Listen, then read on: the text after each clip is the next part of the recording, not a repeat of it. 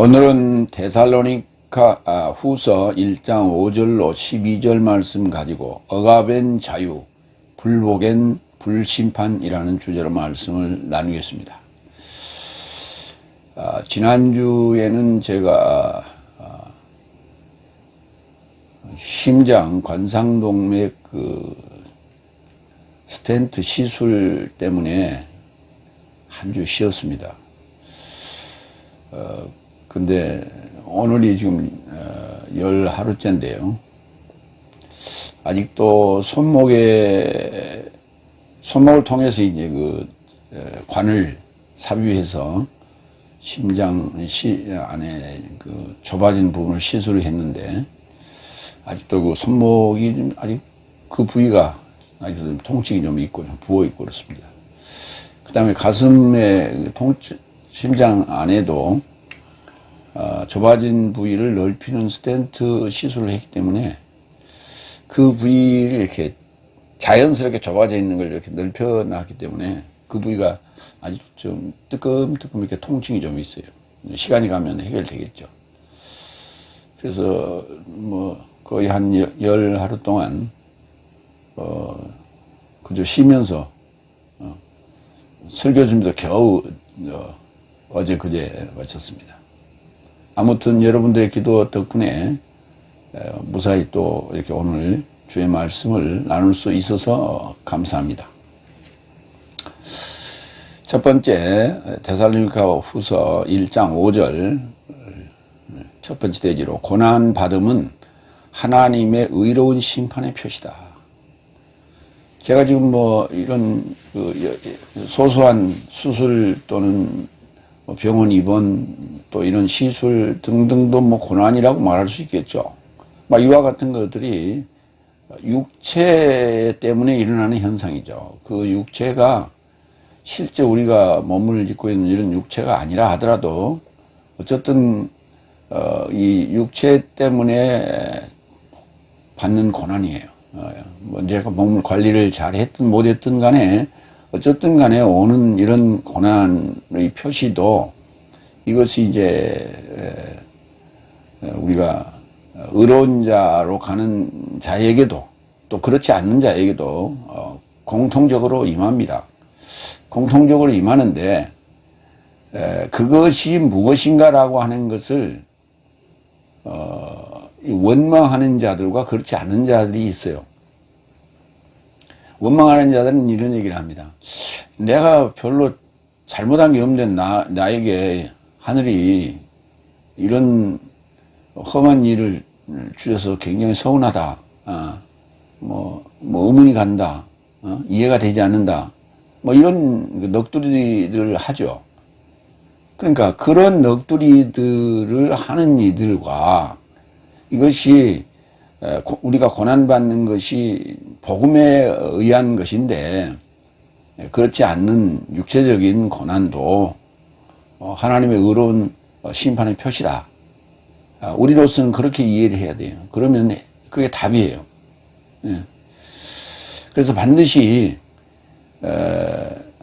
우리가 세상 나라에서 초월하여 하나님 나라가 된 자도 이와 같은 육체적 고난, 복음에 대한 고난이 온다라고 하는 거예요. 그래서 그러한 것들을 통해서 우리가 더욱더 다져지고 건강해지고 강건해지는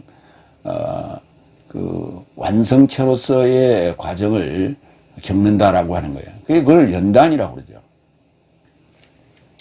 첫 번째 5절 나라가 초월하여 네 삶이 고난받는 것도 네 삶을 하나님의 나라에 합당함에 이루고자 하나님의 의로운 심판의 표시이니 나라가 초월한다. 나라가 초월한다. 나라라는 개념이 뭐냐? 국민, 주권, 영토예요. 이게 나라예요. 그래서 우리 다른 말로는 국가라고 하기도 하죠. 당신은 국가에 충성하십니까? 그래서 국무위원들은 청문회를 합니다. 그가 국가에 충성하는 그런 마인드가 있는지를 점검하는 거예요. 그러니까 회사에 사원을 뽑을 때도 상담을 하지 않습니까? 접견을 하는데 그런 이치로 누가 하느냐? 국민의 대표인 국회가 하는 거예요. 그래서 당신 국가에 충성하십니까? 라고 하는 것을 물을 때 그걸 여러 가지 방법으로 묻는 거예요. 예를 들면 일본과 우리가 동맹을 할 수 있습니까? 라든지 이런 거예요.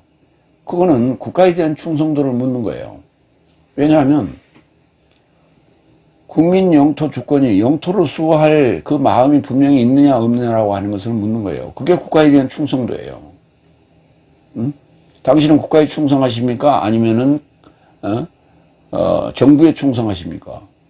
정부는 국가의 3대 요소가 아니에요. 국민이 국가의 3대 요소 중에 하나지. 국민에 충성하는 자라야 국가에 충성하는 자예요. 그래서 국민의 대표가 청문을 신문을 하고 거기에 대해서 답변을 요구하는 거예요. 그래서 그 앞에서 답변으로 맹세하는 겁니다. 그런 게 나라예요. 이스라엘을 나라로 회복하심이 이 기간입니까? 라고 제자들이 사도행전 1장에서 주님께 물었죠. 그러니까 그 이스라엘이 표면적으로 보더라도 완전한 독립국가가 아니었다는 거예요. 주권이 아직 회복 안 됐는데 주님이 오셔서 공생해야 하는 이 기간 동안에 그 주권 회복을 하기로 했던 거 아닙니까? 라고 그렇게 묻는다고 봐도 무방한 거예요. 그러나 숨은 뜻은 이면에 내 자신이 독립국가가 되는 것을 얘기하고 있는 거예요. 왜 그러냐? 예수님께서 마태복음 4장 23절에서 처음에 제1성으로 복음을 선포하셨던 내용이 바로 나라의 복음인 거예요. 나라의 복음이라는 말이 무슨 말이냐? 나라의 포인트가 있는 거예요. 예수님이 일성이던 나라, 예수님이 공생애를 마치고 승천하기 직전에도 나라의 문제를 얘기하고 있는 거예요. 그 문제를 예수님의 직계 제자였던 요한일서 5장 5장 6절에서 8절에서 거기에서 나라라고 하는 이 삼위일체의 그 3요소, 하늘의 3요소와 땅의 3요소에 대한 얘기. 다시 말해서 그게 3요소만 언급된 게 아니라 3요소가 하나가 됐다. 아버지와 말씀과 성령이 하나가 됐다. 물과 피와 영이 하나 됐다. 그래서 하늘의 실체와 땅의 실체를 언급합니다. 하늘의 실체는 예수님, 땅의 실체는 사도로 언급하고 있는 거예요. 그 실체가 누구냐? 하나님이에요. 그 실체가 하나님이에요. 그러니까 오늘날 우리가 이렇게 얘기하죠. 하나님이 있냐? 있다. 보여줘. 그러면 내가 믿을게. 그 보여줘라고 할 때 사도라고 하는 입장, 자신을 보여주는 거예요. 자신이 하나님을 대행하고 있는 거예요.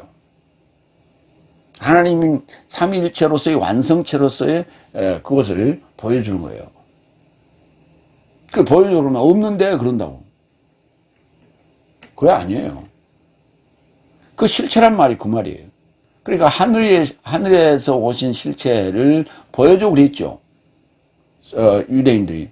예수님 자신의 하는 행위를 봐라. 내가 하는 모든 언행을 봐라. 그랬잖아요.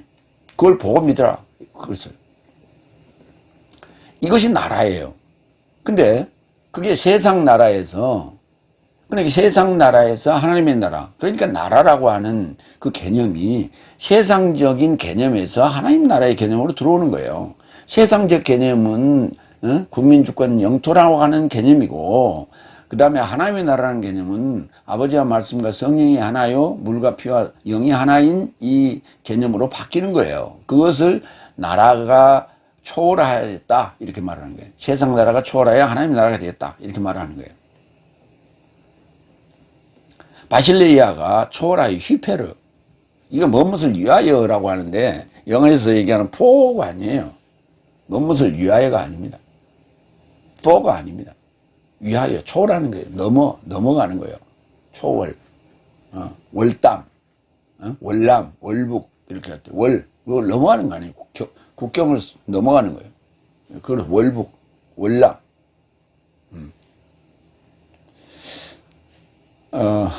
초월하여 내 삶이 고난받는 것도. 자, 그러니까 세상 나라에서 하나님 나라가 되니까 그걸로 초월하여 이렇게 넘어오니까 고난받는 거예요. 그러면 북한에서 남한으로 넘어오니까 고난 받습니까? 아닌데요? 그럼 남한에서 북한 넘어가면 고난 받습니까? 그럴 수 있죠. 그러면 세상 나라는 자유롭고 하나님 나라는 그러면 독재입니까? 공산주의입니까? 아니요. 그건 아니죠. 그건 뭐냐면 북한이나 남한이나 월북자나 월남자는 그 나라에서 좋게 보지 않죠. 좀 나쁜 놈하고 찍어 놓는 거예요. 응? 나쁜 놈하고. 그거예요. 그러니까 세상 나라가 하나님 나라가 넘어온다는 얘기는 세상 나라에서 그를 이제 탄압하기 시작했죠. 만나면 그를 핍박해야 되겠죠. 그를 왕따 해야 되겠죠. 뭐 이런 거예요. 그래서 받는 고난이에요. 파스코. 그래서 받는 고난이 가장 큰 고난이 십자가의 고난인 거예요. 이 파스코가 파스카라고 하는 단어로 가는데 그 6월절인 거예요. 계시록 11장 15절. 그리고 일곱째 사자가 나팔을 불었다. 그러자 하늘 안에서 큰 음성 삶이 발생하여 말하되 세상의 나라 삶이 내 삶의 주와 그의 그리스도스의 나라 삶이 되었으니, 그렇죠. 세상 나라 삶이 내 삶의 주와 그의 그리스도스의 나라 삶이 되었다고요. 그리스도스의 하나님의 나라 삶이 되었다고요. 또한 그가 현세 삶에 속한 내세 삶에 이르고자 통치하실 것이다. 그러니까 주의 나라 삶이 그리스도스의 나라 삶이 되었다는 말은 현세 삶에서 내세 삶이 되었다는 얘기와 같은 얘기예요. 현세 삶에서 내세 삶이 되었다. 그렇게 되기 위해 통치하실 것이다. 그게 바로 일곱째 나팔을 불었을 때의 상황이에요. 그래서 일곱째 나팔을 우리가 들었을 때야만이 내가 내세 삶으로 들어갈 수 있는 그 문을 관통하는 거예요. 그 문이 열리는 거예요. 그렇게 보셔야 돼요. 사도행전 1장 3절. 내 삶을 하나님의 나라에 합당함에 이루고자. 하나님 나라에 합당함에 이루고자. 하나님 나라에 합당함에 이루고자가 바로 나라가 세상 나라에 초월하는 거예요. 사도행전 1장 3절. 또한 고난 겪고 사신 그를 40일 삶을 인하여 저 삶에게 보이시고 하나님 나라에 관한 삶을 말씀하시어 많은 표중 삶 안에서 친히 제시하셨다. 그러니까 예수님이 공생애를 시작하기 전에 시작이 바로 나라의 복음이에요.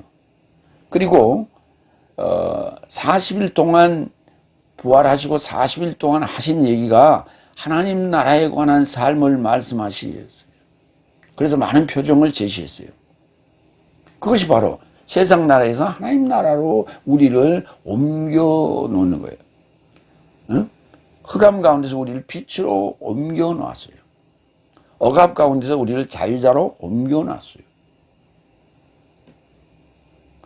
그렇게 옮겨 놔면 그때부터 사도들이 예수님이 승천하시고 난 다음에 오순절 성령이 오기까지도 그들이 숨어서 기도했고, 오고 난 이후에 이제 과감하게 담대히 복음을 증언했는데, 복음을 증언하니까 그때부터 그들에게 핍박이 임하잖아요. 그때부터 고난이 시작된 거예요, 또. 그러니까 예수님과 3년 반 동안 공생애 동안에 이게 여섯째 날인데, 여섯째 날 주님과 동행할 때에 사도 제자들은 고난받지 않았어요. 아무런 고난받지 않았어요. 유대인 서기관 바리새인들이 예수님과 제자들이 모인 곳에 와서 시비만 걸었죠. 그래서 많은 그 말씀으로 토론을 했어요. 그렇지만 제자들이 고난받지는 않았어요.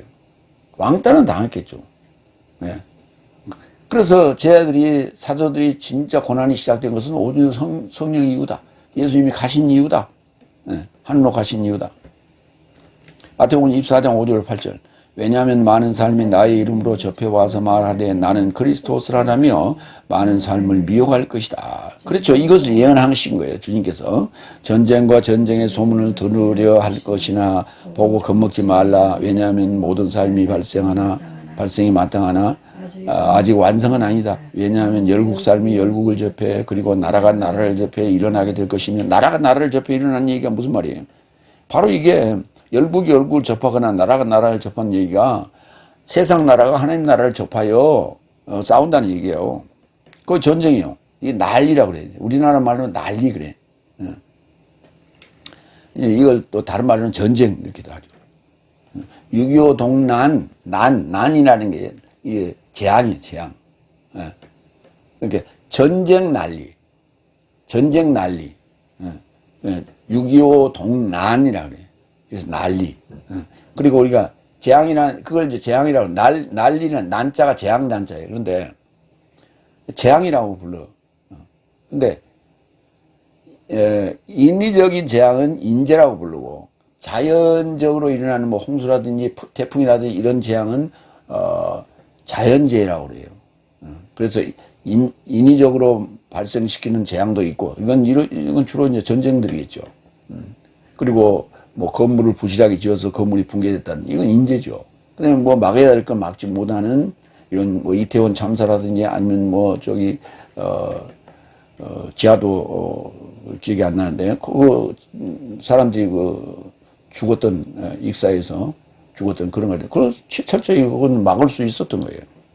그래서 그걸 막지 못해서 일어나는 일들은 인재라고 우리가 그래요. 될 것이다. 장소 삶을 조차 기근 삶과 전염병 삶과 지진 삶이 있을 것이다. 그러나 이 모든 삶이 고통의 시작이다. 그러니까 장소 삶을 조차 곳곳마다 기근과 전염병과 지진이 있을 것이다. 이건 자연재해 같이 생각을 하는 거예요. 그러나 이제 이건 우리가 따져봐야 될, 이건 사실은 자연재해라고 볼 수가 없는 것이죠. 모든 재앙들이 예수님이 가신 후에 복음이 증거되면서 이를 접할 수 있는 재앙들이라는 거예요. 근데 이거는 완성이 아니고 고통의 시작이다. 이렇게 말하고 있는 거예요. 그러니까 당연한 고통을 지금 이미 언급을 했었고, 그것을 또한 데살로니가 교인들에게 바울이 지금 또한 얘기하고 있는 거예요. 그러니까 바울이 전한 바울 서신은 복음서를 벗어나지 않고 있어요. 구약 성경을 벗어나지 않고 있어요. 그래서 구약 성경부터 복음서까지를 총망라해서 다시 현실에 맞게끔 풀어서 설명하고 있는 거예요. 그것을 듣고 자신의 신앙 고백을 썼던 자가 누구냐면 마가와 누가예요. 마가와 누가는 예수님의 직접 탄생하신, 그리고 홍생애의 사역을 직접 목도한 자들이 아닙니다. 그런데 누가복음에는 예수님의 탄생의 부분이 굉장히 길게 묘사가 되어 있어요. 실제로 본 것 같이 묘사가 되어 있어요. 그러나 누구한테 들었단 말을 절대 하지 않았습니다. 자기가 직접 봤다고도 말하지 않습니다. 그런데 그 내용을 쓱 이렇게 읽어보면 자기가 직접 목격한 것처럼 써놨어요. 그것이 뭐냐? 자신 안에서 이루어진 복음화의 현상이에요. 자신 안에서 이루어진. 그럼 뭘 듣고 그랬냐? 바울이 전한 이 바울 서신, 바울의 복음을 듣고, 바울이 복음화가 되어가지고 바울의 복음을 듣고 그것을 네 신앙 고백으로 써봐라 그랬더니 누가복음이 나오고, 네 신앙 고백으로 써봐라 했더니 마가복음이 나온 거예요. 그래서 마가복음은 왜 짧고 투박하냐?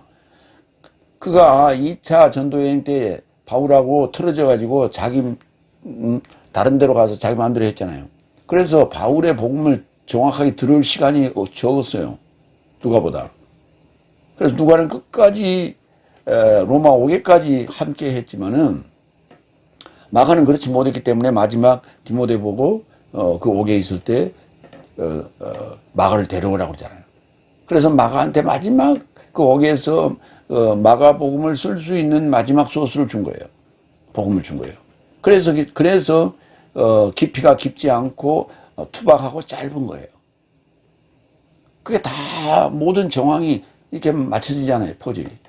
그런데도 불구하고 이 수박 겉핥기식의 신학을 한 친구들이 그것이 투박하고 그것이 짧고 투박하기 때문에 그래서 그게 원복음이다. 아니, 마태가 예수님의 직계제자고 요한이 예수님의 직계제자인데 그 둘 중에 한 사람이 돼도 원복음이 돼도 모자를 판인데 바울하고 같이 보내놨더니 베드로가 자식처럼 아끼는 마가를 맡겼단 말이에요, 바울한테. 그런데 바울한테 맡겼는데, 그걸, 의도도 모르고 토라져가지고 자기 마음대로 갔던 그런 친구가 어떻게 원복음을 씁니까? 그 말 같은 소리를 하고 자빠져. 그런 걸 신학이라고 공부하고 있어. 거기서 아무도 항의하지 않아요. 왜? 모르니까 항의를 못 하는 거예요.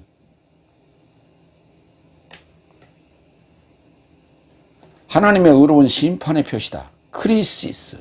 크리노라는 판결하다, 심판하다, 판결하다. 크리노는, 크리시스는 명사로서 심판. 하나님의 의로운 심판이라는 거예요. 의로운 심판. 의로운 심판. 심판을 받는다는 말은 무슨 말이에요? 시험하고 확증하는 거예요. 페이라조, 도키마조 해가는 거예요. 그걸 의로운 심판이라고 해요. 그러니까 그가 실력이 출중한지를 시험을 통해서 시험을 치러서 그것을 입증하는 거예요. 그래서 네가 공부를 열심히 해서 그 공부 열심히 한 결과가 이거다. 라고 표창하는 거예요. 그리고 상급을 주는 거예요. 그렇지 않느냐는 네가 그냥 공부한 줄 알았더니 사실은 머리통에 아무것도 없구나. 이렇게 또 심판하는 거예요. 두 가지 다, 두 사람 다 합격자도 심판받은 거고 불합격자도 심판받은 거예요. 그런데 의로운 심판은 뭐예요? 합격자에게 의로운 심판이 주어진 거죠. 그 불합격이니까 불의한 심판 아니에요. 불의한 심판은 아니지. 그것도 의로운 심판은 의로운 심판이지. 왜? 부정이 없었으니까. 부정이 있었다면 불의한 심판이 되겠죠. 계시록 19장 1절 2절. 그리고 이 삶을 결합하여 하늘 안에 많은 무리의 큰 음성을 내가 들었는데 말하되 할렐루야 내 삶의 하나님 주께서 구원과 영광과 능력이다. 주에게 내 삶의 하나님 주에게 구원과 영광과 능력이다. 이는 그의 심판 삶은 참되고 의로운 삶이니 이는 그가 큰 장기를 판결하였으니 그렇죠. 큰 장기를 판결한 것도 의로운 심판이에요. 참된 심판이에요. 왜? 거기에 부정이 없었으니까. 떨어뜨리고자 하는 모사가 없었다 이 말이에요. 모의가 없었다 이 말이에요. 응?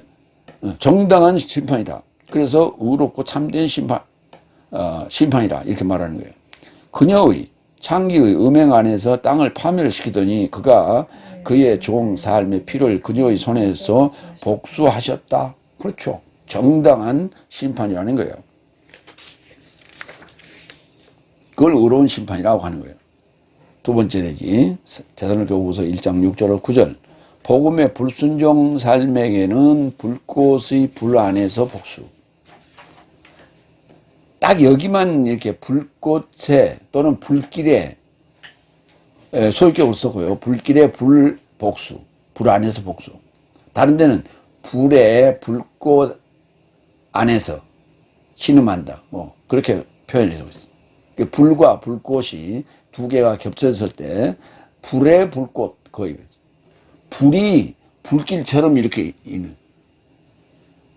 근데 여기는 불길이 있는 불, 불 붙어서 이는 불. 거꾸로 썼어요. 그게 복수다.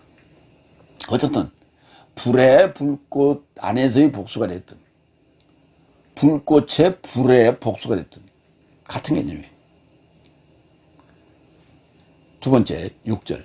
그렇거든 내 삶을 억압하는 삶에게는 재앙으로 보복할 하나님 곁에 의로운 것과 그랬어요. 그러니까 억압하는 삶에게는 재앙으로 보복하는 의로운 일, 의로운 것. 디카이로스. 그렇거든 내 삶을 억압하는 뜰리뽀에서 뜰리푸시스가 만들어지는데 뜰리뽀가 억압한다. 그 다음에 뜰리푸시스는 이걸 이제 환란이라고 했는데 환란이라고 하는 건 이런 거예요. 근심 환자에다가 재앙 난자를 써서 두 가지를 겹쳐서 환란 그래요. 환란 그러니까 정신이 없어. 환란 그러니까. 뭐가 환란이지? 정신이 없어. 그래서 재앙이라고 했어요. 억압하는 일이 뭐냐? 재앙이에요. 뭐 건물이 무너지는 것도 억압하고 재앙이죠. 억압하니까 무너졌죠. 그러니까 그것이 재앙이에요. 태풍이 부는 것도 바람이 억압하니까 그걸 받는 입장에서는 재앙이에요.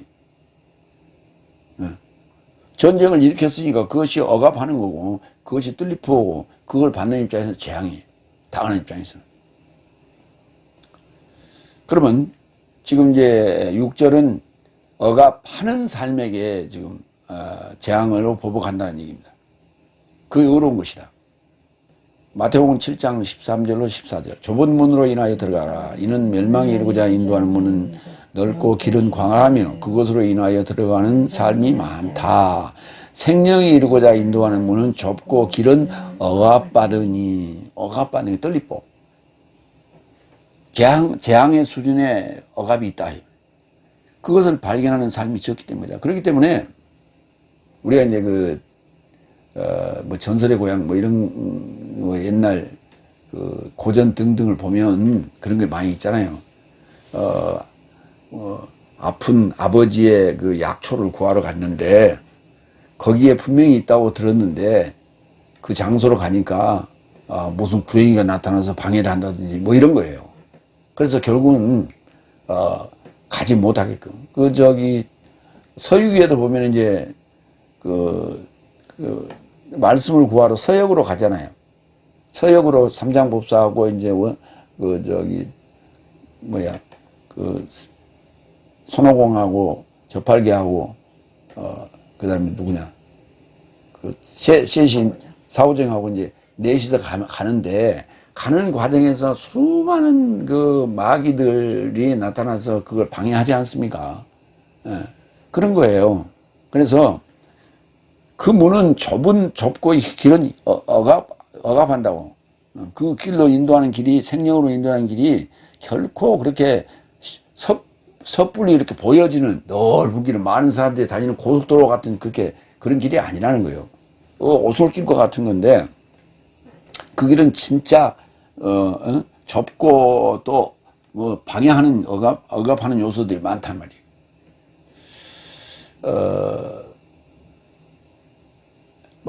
그런데 그런 오래된 어떤 보물이 감춰져 있는 어떤 그런 요소를 찾아가는 길은 험악하죠.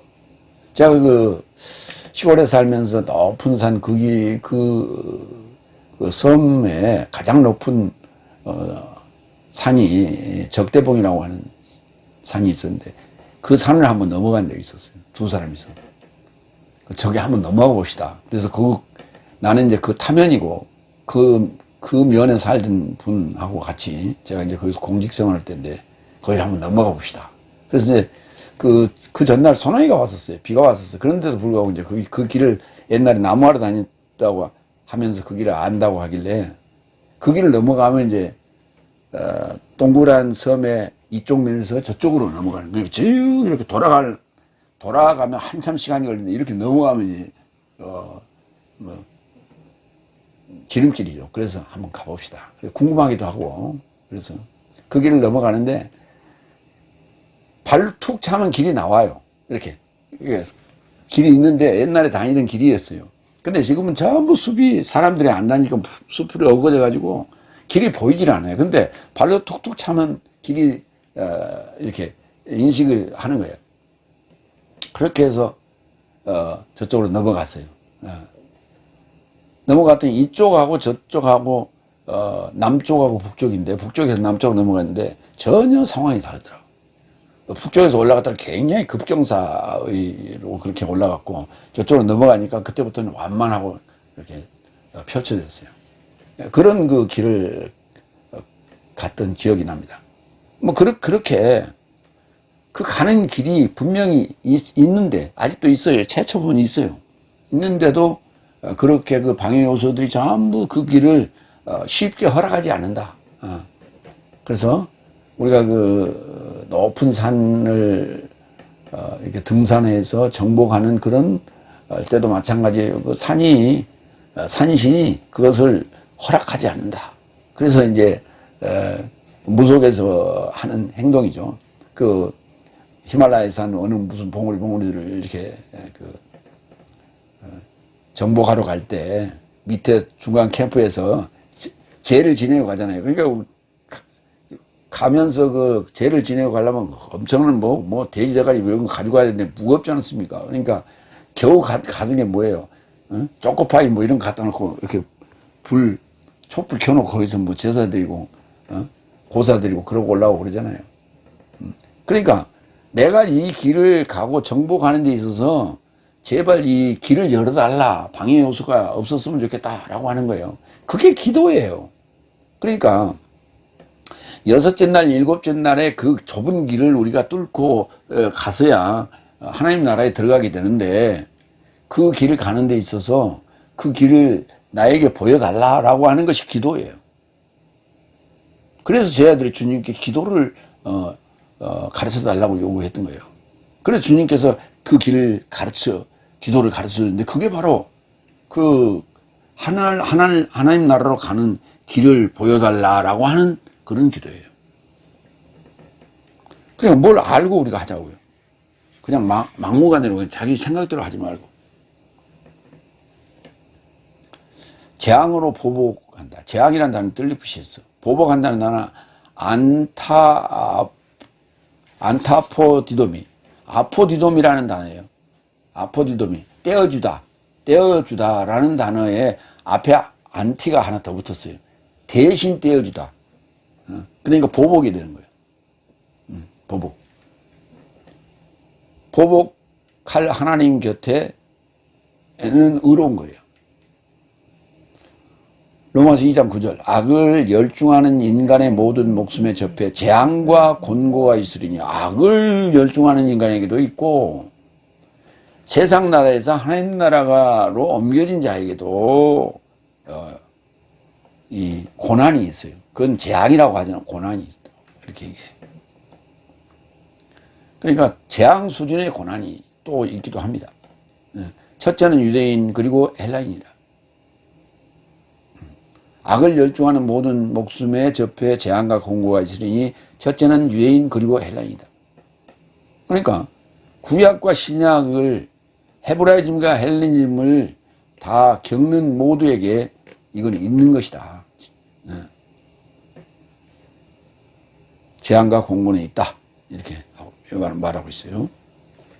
그러니까 그게 이제 일종의 시험인데 그 시험이 의로운 자에게도 불의한 자에게도 공이 있는 거예요. 그래서 그가 의로운 자인지를 테스트하는 거예요. 로마서 12장 19절 사랑스러운 삶이여 네 삶이 스스로 복수하지 말고 오히려 진노에게 영역을 드리라. 왜냐하면 주께서 말씀하시되 복수가 나에게 있으니 내가 보복할 것이라고 기록된 것이다. 이 보복의 복수를 주님이 하신다고요. 주님이 하신다고. 그러니까 끝까지 참고 견디서 승리하는 거예요. 승리하는 거예요. 그러니까 그 승리라는 개념은 뭐냐면 권투 선수가 챔피언을 먹었잖아요. 세계 챔피언을 먹었잖아요. 그러면 그 세계 챔피언이 영원히 나의 것이냐? 아니란 말이에요. 시간이 흘러가면 나이가 들면 점점 신진들이 올라오잖아요. 그럼 그 신진들 젊은 패기들한테 그걸 견뎌내야 돼요. 근데 나이가 먹어가는데 어떻게 그걸 견뎌냅니까? 그래서 일정 기간 그 챔피언의 지위를 누리기 위해서 방어하다가 결국은 또 내놓잖아요. 결국은 당해서 내놓잖아요. 그러니까 챔피언을 먹는 것도 중요하지만 그걸 언제 뺏길 것인가라고 하는 게 더 중요하다고. 그리고 뺏길 때 어떻게 뺏길 것이냐. 중요한 거예요. 그런데 하나님 나라의 그 성공, 그 승리는 절대 빼앗기는 게 아니에요. 결코 빼앗기는 게 아니에요. 누구에게 줄 것이 아니에요. 왜? 그 승리하는 자들이 한 사람만 있는 게 아니에요. 많은 사람들이 차례로 승리하는 거예요. 그리고 그들은 똑같은 영광을 갖는 거예요. 그런데 그 영광을 끝까지 그걸 지위를 유지하는 거예요.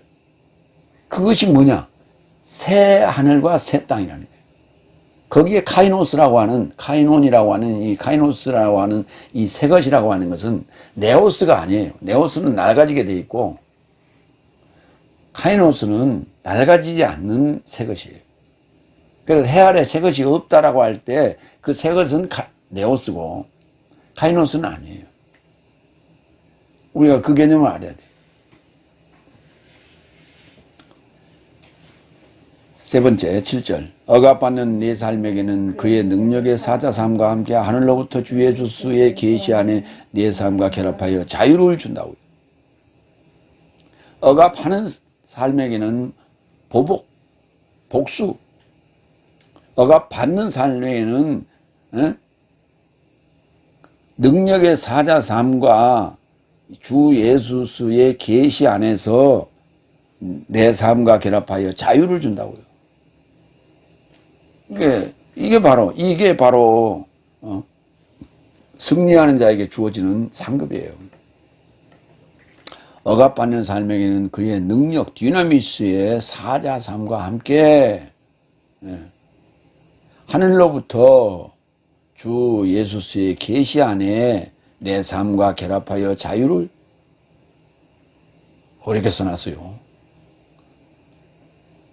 그의 능력의 사자삼은 누구예요? 그게 바로 내 삶이고 그게 내 삶이에요. 바울 삶이 그의 능력의 삶이에요.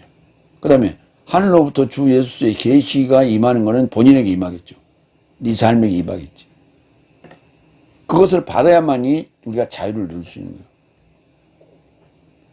그러니까 우리가 신앙생활 하면서 다스나 신앙생활 누구는 계시 받았대, 누구는 뭐 능력 받았대 이렇게 얘기하지만 그 안 받은 사람은 뭐예요? 나는 평생 그런 계시나 능력을 못 받았다고.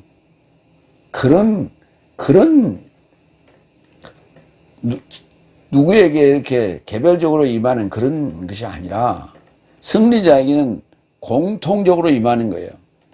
예. 예수의 계시가 예수의 계시를 받지 못한 자는 결코 들어갈 수 없어요. 계시를 받아야만 그 길을 이렇게 하나님 나라를 들어갈 수 있는 그 길을 발견할 수 있는 거예요. 계시를 받지 못한 자는 발견하지 못합니다. 하나님 나라에 들어가는 그 길, 방법을 알 수 없어요. 고린도후서 4장 8절 10절 모든 것 안에서 내 삶이 억압받아도 오히려 억압되지 않고 당황하여도 오히려 절망하지 않고 박해를 받아도 오히려 안에 남겨지지 않고 내리 던져져도 오히려 망하지 않고 언제든지 내 삶이 주 예수의 죽음을 몸 안에 둘러맨 것은 내 삶의 몸 안에 예수의 생명이 드러나게 하려 합니다. 내 삶의 몸 안에 예수의 생명이 드러나기 위해서 주 예수의 죽음을 몸 안에 둘러맨 거예요. 예수의 죽음 후에 부활이죠. 그게 생명이에요. 그것이 내 안에서 일어나게 하는 거예요. 그러니까 바꿔서 얘기하면 예수님 혼자 단독 십자가의 죽음이 아니라 나와의 십자가에 나의 내 안에서 나와 함께 십자가에 죽었다는 얘기예요. 그래서 그 고백을 이렇게 하고 있는 거죠. 언제든지 내 삶이 주 예수의 죽음을 몸 안에 둘러맨 것은 이거 바로 내 안에 십자가에 내 눈앞에 십자가를 바라보고 있다는 얘기예요. 저 앞에 십자가가 아니라 내 안에서 주님의 죽음과 부활의 모습을 갖고 있다는 얘기예요. 그 흔적을 갖고 있다. 그게 바로 내 삶의 몸 안에서 예수의 생명이 드러나게 하려 합니다. 이게 이제 갈라디아서 2장 20절의 고백을 고린도후서에서는 이렇게 표현하고 있는 거예요. 같은 얘기입니다. 고린도전서 1장 18절. 왜냐하면 십자가의 말씀은 멸망하는 삶에게는 미련함이나 구원받는 내 삶에게는 하나님의 능력이다 그랬잖아요. 그 지금 바로 이어서 나오잖아요. 바로 이 능력 디나미스가 바로 십자가의 말씀이에요. 호로고스가 십자가에서 죽은 거예요. 호로고스가 누구예요? 예수님이요. 예수님이 십자가에서 죽으신 거예요. 그래서 구원받는 내 삶에 하나님의 능력이 되는 거예요. 능력이 뭐요? 예수의 생명이 드러난 것도 같은 말이죠. 그러니까 이 생명이라는 단어는 조회라는 단어인데 이걸 생명이라고 부르면 안 돼요. 생명이란 말은 한문어인데 산 목숨이란 뜻이에요. 첫사람 아담이 산 목숨이에요. 내가 첫사람 아담이었을 때 예수님이 둘째 아담으로 나에게 들어오셔서 나와 함께 십자가에 죽고 부활하심으로 예수님의 생명이 내 안에서 드러나는 거예요. 그 조회가 드러나는 거예요. 예수님의 생명이 드러나는 게 아니고요. 그럼 전혀 그 단어를 따져보지도 않고 그냥 생명이면 좋은 거야. 그러고 아니 불교의 모토가 뭐예요? 생명 존중, 이 불교의 모토예요. 그러면 내가 길이요 진리요 생명이고 그 생명이라 예수님이 생명이면 불교는 똑같아? 생명 존중이라고 하는 것은 모든 생명체를 가지고 있는 미물도 함부로 살생하지 말라라고 하는 게 그 불교의 그 모토 아니에요. 근데 기독교는 뭐예요? 그 목숨을 죽이지 않으면 부활하지 않는다. 생명이 되지 않는다. 이렇게 얘기하고 있잖아요. 그걸 죽이라고 얘기하고 있잖아요. 그러니까 기독교는 생명 존중이 아니에요. 생명 존중이지. 생명은 죽여야 된다. 파멸. 생명이 파멸돼야, 내 목숨이 파멸돼야 내가 영원히 살 수 있다. 이렇게 얘기하고 있는 거예요. 그러니까 수준이 달라요. 불교하고 기독교는. 그런데 같은 말을 쓰고 있으면 어떻게 해? 생명이라고. 제가 수차례 얘기를 했어요. 근데 설교를 듣는지 마는지 아무런 생각이 없어. 뭐 이래도 구원 저래도 구원이라고 생각하는데 천만의 말씀이에요. 고린도전서 1장 24절 25절 그러나 유대 삶이나 헬라 삶이나 초청된 저 삶에게는 그리스도스를 하나님의 능력과 하나님의 지혜라 선포한다. 그리스도스 메시아화 된 거란 말이에요. 메시아가 내 안에 와서 생명으로 드러나는 거예요. 메시아가 예수님이 그리스도스로 메시아 기름 부음이 있었기 때문에 부활이 됐던 거죠. 그게 생명이에요. 생명이 있으니까 부활한 것이죠. 살려주는 영. 그것이 하나님 능력이라고요. 하나님 지혜라고요. 이는 하나님 미련함이 사람보다 지혜롭고 하나님의 허약함이 사람보다 강하기 때문이다. 그러니까 고린도 1장 18절의 십자가의 말씀을 이걸 바탕으로 해서 우리 연구원 이름이 스타우로스가 된 거예요. 그렇게 정했는데 반드시 고린도에서 1장 18절과 1장 24절을 같이 봐야 돼요. 하늘로부터 주 예수의 계시 안에 내 삶과 결합하여 자유란 단어가 이거 이제 아네시스도 자유이고요. 그 다음에 아페시스도 자유입니다. 그런데 아페시스는 이렇게 떼어보낸다라는 입장이고 붙들고 있다가 떼어보낸다 그런 입장이고 그 다음에 아네시스는 새를 붙들어 놨다가 새를 이렇게 풀어준다는 개념이에요. 그러니까 새를 풀어줄 때 이렇게 풀어주지 않잖아요. 이렇게 날려준단 말이에요. 안아 이렇게. 그래서 일종의 의태어예요, 이게.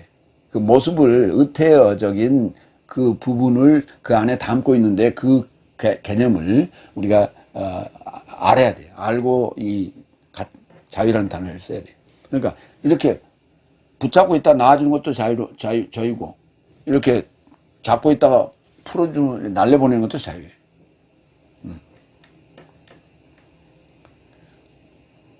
근데 그게 뭐냐면 계시가 아포칼립시스가 나를 풀어준다. 나를 자유롭게 하는 거예요. 이게 진리예요. 진리가 나를 자유롭게 한다고 했잖아요. 그러니까 계시가 결국은 계시를 통과한다는 얘기가 계시를 받아서 계시가 뭐예요? 인나팔 대접을 통과해야죠. 그 길을 보여주는 거예요. 덮여졌던 그 길을 보여주는 거예요. 하나님 나라로 들어가는 길을 보여주는 거예요. 이게 계시예요. 칼립시스, 덮임을 떼는 거예요. 응? 그래서 그 길을 보여주는 거예요. 그러니까 계시가 바로 자유라 이렇게 보면 돼. 바로 계시록 1장 1절에 언급되어 있죠. 예수스 그리스도스의 계시라.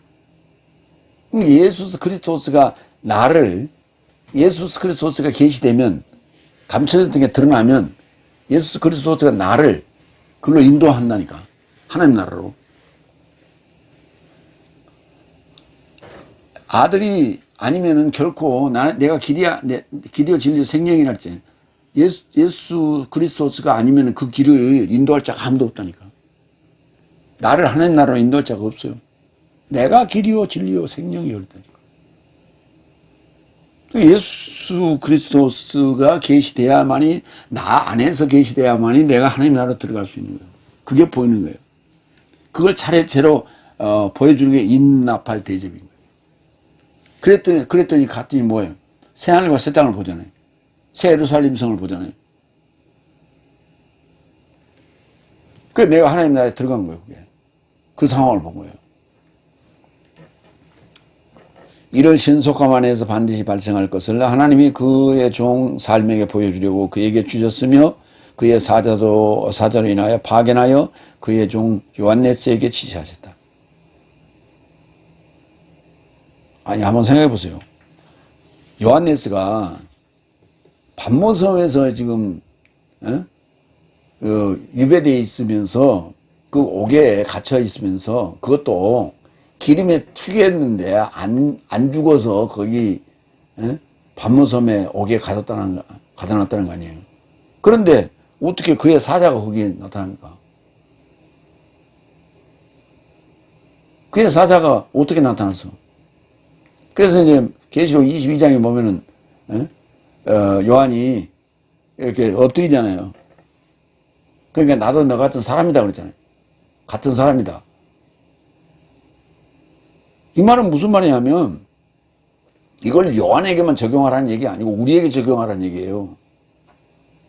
나에게 계시한 자가 누구냐면, 사자라고요. 주의 사자. 복음화된 사자가 나에게 계시하는 거예요. 나에게 복음을 전함으로 말미암아 내 안에서 계시가 되는 거예요. 이루어지는 거예요. 그래서 내가 그 목사님한테 절을 했더니, 나도 너 같은 사자다 이렇게 사람이라고 얘기를 한 거 아니에요.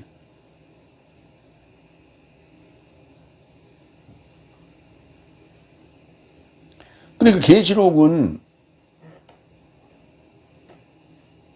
칼뱅이 주석을 안 했어요. 그래서 옛날에 계시록을 함부로 열면 죽는다. 응? 뭐 판도라 상자예요? 판도라 상자처럼 여겨왔다고. 그런데 누군가가 계시록을 가지고 막 얘기를 하면 사람들 그쪽으로 쫙 이렇게 몰려가는 거예요.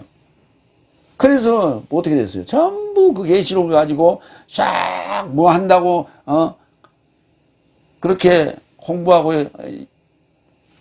사람들이 모여서 그것이 어떻게 됐어요? 다 뭐 이상한 단체가 됐잖아요. 이단 단체들. 그러니까 이단 단체들이 다 계시록까지 장난치는 거예요. 다 장난치는 거예요. 내만이 하나님이 보내준 계시자다 이렇게. 지금 이단들 전부 똑같아. 특히 지금 신천이 이만희가 지금 계시록 가지고 장난치고 있잖아.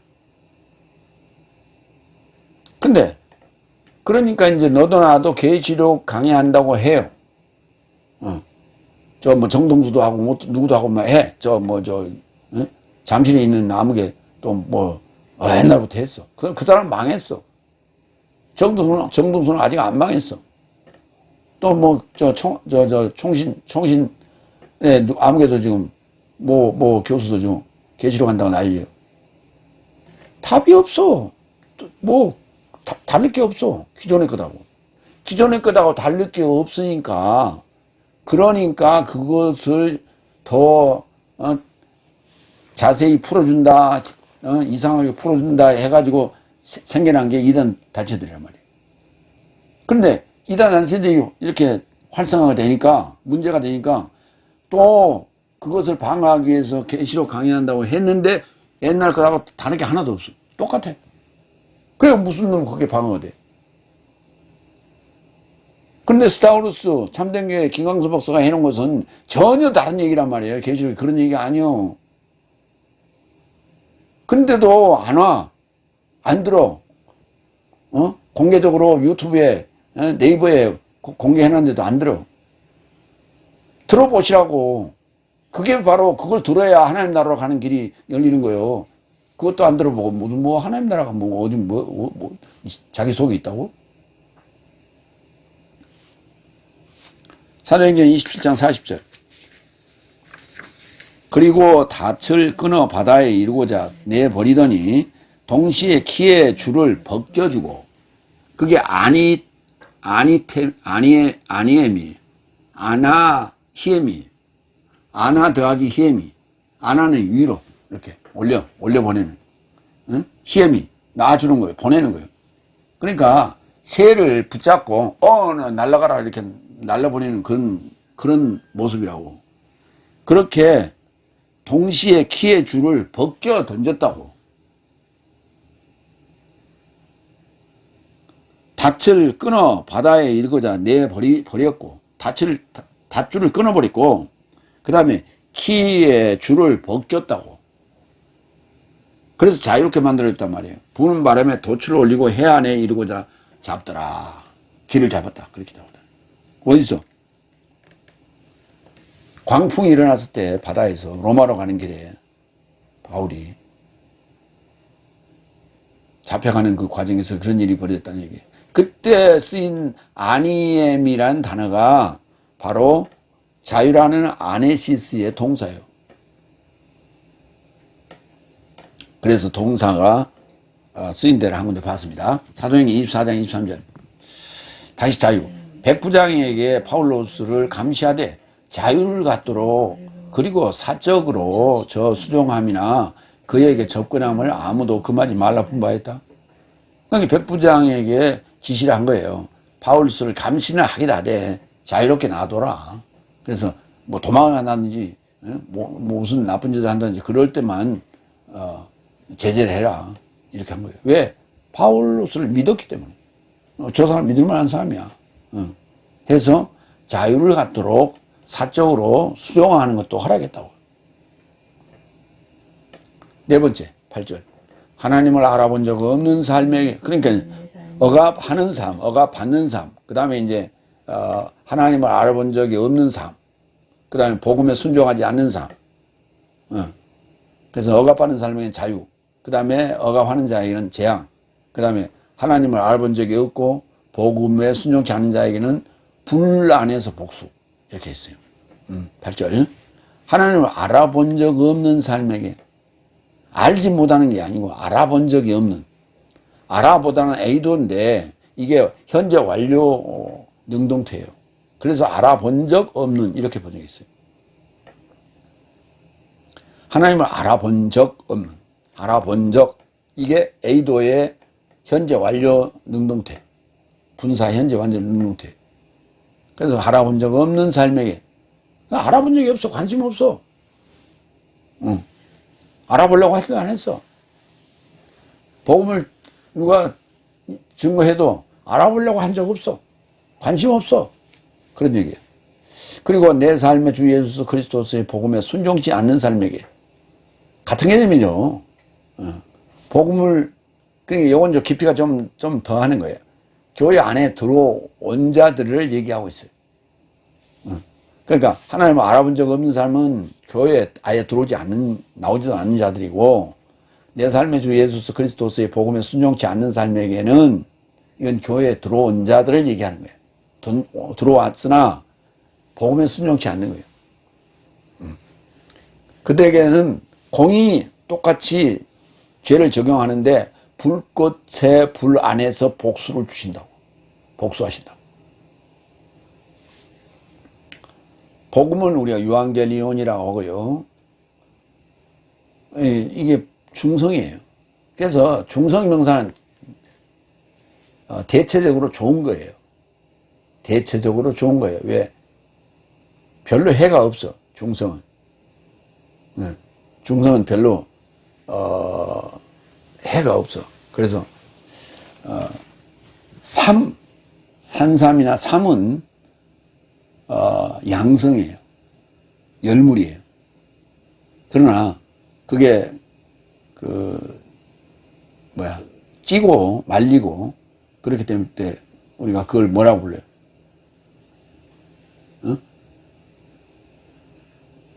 삼을 찌고 말리면 뭐라고 불러?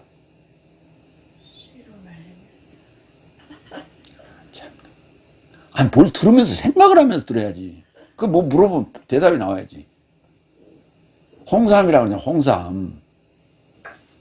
홍삼은 중성인 거예요. 그러니까 열물인 그 플러스를 중성화시킨 거예요.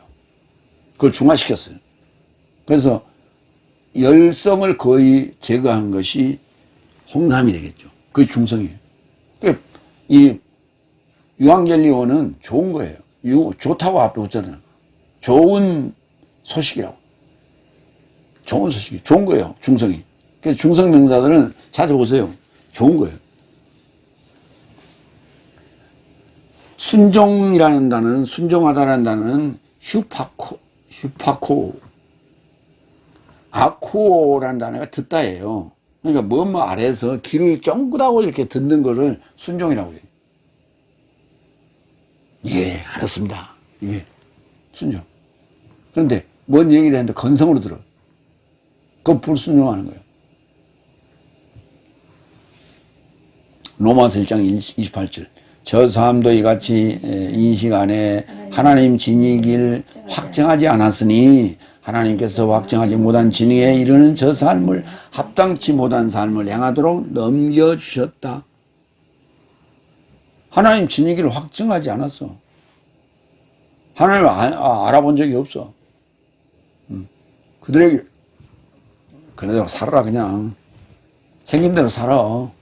그냥. 왜? 안 받아들이는데 어떻게 해? 복음을 안 받았는데 그냥 생긴 대로 살아. 살다 죽어. 그렇다는 얘기야. 사무엘과 전서 4장 5절. 하나님을 알아본 적 없는 열국 삶과 같이. 이것도 좀 바꿨어요. 하나님을 알아본 적 없는으로 바꿨어요. 그전에는 하나님을 알지 못하는 그랬는데, 알지 못하는 게 아니라 하나님을 알아본 적 없는 열국 삶과 같이. 그러니까 이게 이제 세상 나라를 얘기하는 거예요. 욕망의 고난 안에 있지 말라 했어요. 그러니까 하나님을 알아본 적 없는 열국 삶이 추구하는 그 목표는 뭐냐면 욕망이에요, 욕망. 권력의 욕망, 출세의 욕망, 돈의 욕망. 욕망. 이 욕망이 무서워요. 누구나 욕망을 없지 않죠. 다 있어요. 그런데 욕망이 있는데 자기의 분수를 벗어나니까 문제가 되는 거예요. 자기의 내 옷에 내가 입을 내 몸에 걸맞지 않는 옷은 탐하지 말라고요. 근데 뭘 좀 했다고 이름이 좀 났다고 그 권력을 탐해 보는 거예요. 과욕이라고 그래요. 과욕. 과욕은 뭐예요? 탈이 나요. 응? 과욕은 부족함만 못한 거예요. 그러니까 부족함은 뭡니까? 겸손이라고요. 응? 능력이 100, 내가 한 90 정도 능력이 있는데 80만 쓰는 거예요.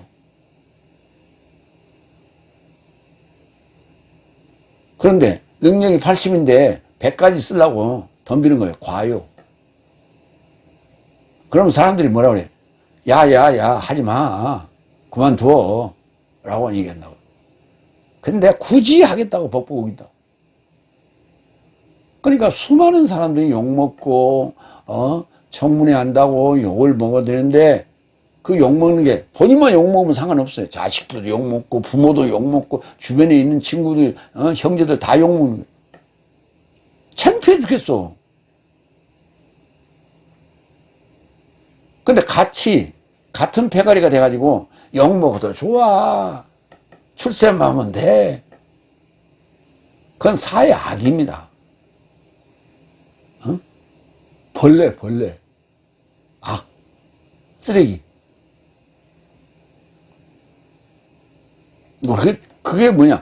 하나님을 알아본 적이 없어서 그런 일이 벌어지는 거예요. 그래서 과욕을 부리는 거예요. 아니에요. 나 예수 믿어요. 교회 다녀요. 교회 다닌다고. 교회 다니면서 그짓거리 하는 거예요. 교회 다니는 사람이 더해. 보면. 왜? 잘못 배웠기 때문에. 그게 바로 주 예수 그리스도의 복음에 순종치 않았기 때문에 그래.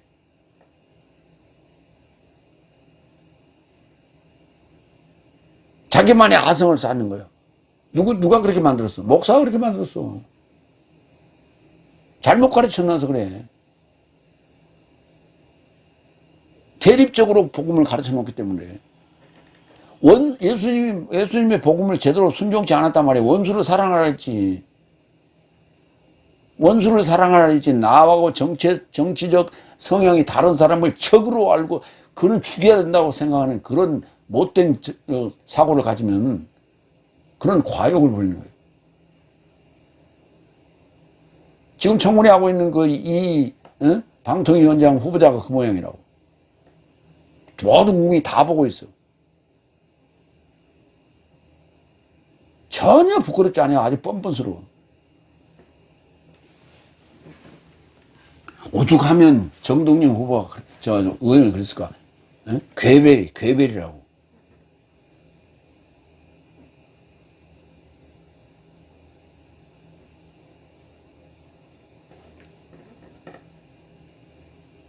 역사적 인물로 그를 평가하는 거예요. 그런 인물들이 있었기 때문에. 그런 인물에 비유된다는 것은 창피한 일이죠.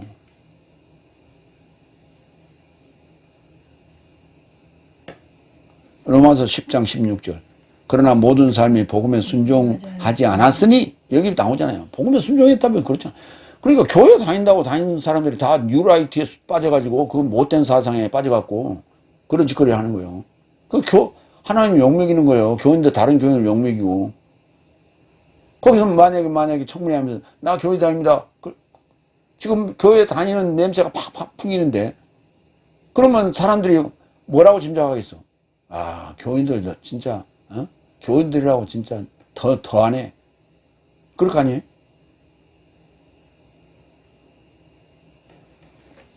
그걸 우리가 극우라고 하는 극우.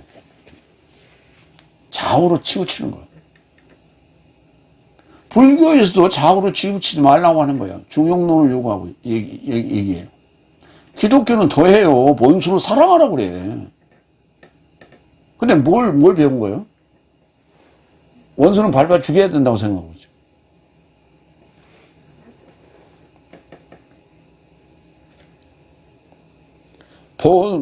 모든 삶이 복음에 순종하지 않았으니, 왜냐하면 에사이아스는 말한다. 주여 내 삶에 들음으로 누가 믿었습니까? 그러므로 믿음은 들음에서 나며 들음은 그리스도스의 해설로 인함이라. 믿음에 복음에 순종한다는 것은 믿음인데, 그건 뭐냐면 그리스도스의 해설이에요. 그러니까 목사가 정치적 발언이나 하고 있으면 안 된단 말이에요. 정치적 발언을 해도 메신저적인 발언을 해야 돼요. 복음에 입각해서 평가를 해야 돼요. 옳고 그름을. 약자의 편에서 얘기해야 되는 거예요. 그런데 전부 보수적이고 그 뉴라이트적인 사고방식으로 그렇게 얘기하고 출세했다고 대접하고, 그래서 기득권, 보수, 기득권적인 사고방식, 극우적인 사고방식을 심고 그것을 칭송하는 그런 해설을 쏟아내고 있는 것에 지금 순종하고 있는 거예요.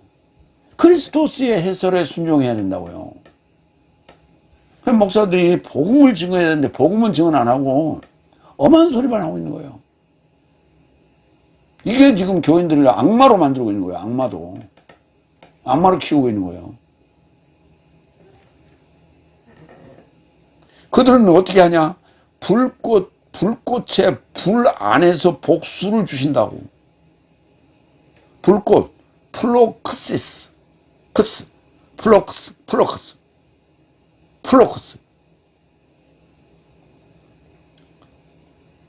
우리가 이렇게 전선을 딱 되면 스파크가 일어나죠. 플러그. 이거 플러그. 플러그적인 딱 꽂으면 불길이 확 일어나는 그런 느낌. 우리가 왜 그 불씨가 이렇게 있는 데 갖다 그 휘발유 같은 걸 팍 뿌리면 확 일어나죠. 그걸 플럭스. 그걸 불길, 불꽃, 그렇게. 그런 활활 타는 불. 그냥 화롱불 같은 불이 아니라 그 불길이 일어나는 불. 활활 타는 불. 그걸 플럭스. 불은 휘르. 플럭스 휘르. 안에서 거기다 집어넣어버린다, 이 말이에요. 그래서 복수를 한다고. 그러니까, 불꽃 안에서, 불길의 불 안에서 복수한다는 얘기가 뭐냐면 이런 거예요. 그 파묘라는 영화 보셨는가 모르겠어요. 그 파묘라는 영화를 보면 그 혼백이 아니 이미 다 떠났지. 무슨 놈 거기 뼈다구 안에 그 관 안에 있냐고. 그 안에 있어. 그래갖고 뭐 관을 열었더니 뭐 혼백이 나오고 돌아다니고 뭐 그런데 에? 그 관을 갖다가 가서 화장을 시켜버리니까 혼백도 그냥 다 타버리는데 이미 혼백은 다 날아가고 없어요. 그 이제 그 영화에서 이제 영화답게 만들려고 이제 그렇게 했고 뭐 기존의 그런 사상들을 거기다 반영을 한 건데 예. 그게 바로 불꽃의 불 안에서 태우는 거예요. 없애버리는 거예요. 이제 그걸 그렇게 표현하는 거예요. 그러니까 성경도 그렇게 표현하고 있어요. 불꽃의 불 안에서 복수한다고. 엑디케시스. 이게 복수예요. 디케, 공의, 정의. 정의를 끌어낸다는 얘기. 어? 공의를 끌어낸다는 말이에요. 어? 그게 복수. 누가복음 16장 24절. 그리고 그가 소리쳐 언급하였다. 아버지 아브라함 나를 긍휼히 여기시고 그의 손가락 끝을 물에 적셔 내 혀를 차갑게 하라고 라자로스를 보내소서. 내가 이 불길 안에서 불꽃 안에서 슬퍼합니다.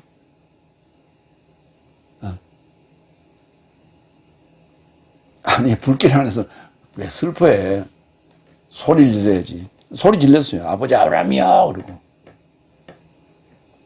이 불길 안에서 슬퍼합니다.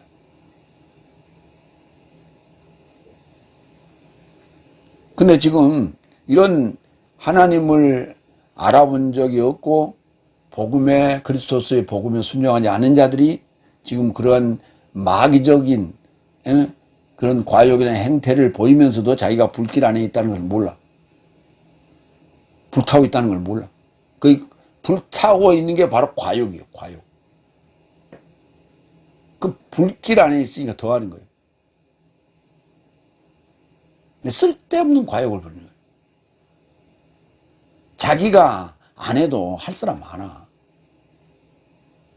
내가 안 하면 뭐 세상이 뭐 뒤집어질 것 같지. 천만의 말씀. 젊은 사람들 많아.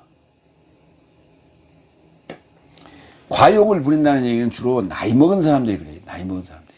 그래서 그게 추악해 보여요. 젊은 사람들한테 맡겨요. 팽팽 잘 돌아가. 그러니까 미국 대선이 지금 바이든이 지금 80이 넘었죠. 무슨 지금 대통령 한다고 지금 그렇습니까? 그 세뇌한 노쇠한 머리에 이게 돌아갑니까? 잘 안 돌아가요. 70 몇 살 된 트럼프가 또 뭐 대통령 한다고? 그 지금 건강한 그걸 뭐 과시하는데, 젊은 지금 해리스가 지금 부통령이 이제 바톤을 받았잖아요. 바이든이 포기하고. 그러니까 사람들을 좋아하는 게 젊은 사람들이 나왔으니까. 뭐 유색인종이니 그런 게 중요한 게 아니에요. 나이 먹은 사람들한테 신분이 난 거예요. 그게 젊은 사람이 나타나니까 좋아하는 거예요, 사람들이. 팡팡. 우리 젊은 사람들한테 아무래도 뭔가 일자가 돌아올 거 아니냐. 우리를 위한 어떤 복지를 할 거 아니냐. 정책을 계속 밀고 갈 거 아니냐. 이런 희망이 있잖아요. 근데 나이 먹은 할아버지가 맨날 정권 잡고 가요. 뭐하겠어. 자기 욕심 채우는데, 그 과욕 채우는데, 그 혈안이, 되어 있을 거 아니에요. 그리고 또 트럼프는 과거에 기록이 다 남아있잖아요. 그 전력이 있잖아요, 전적이. 돈 무지하게 좋아하잖아.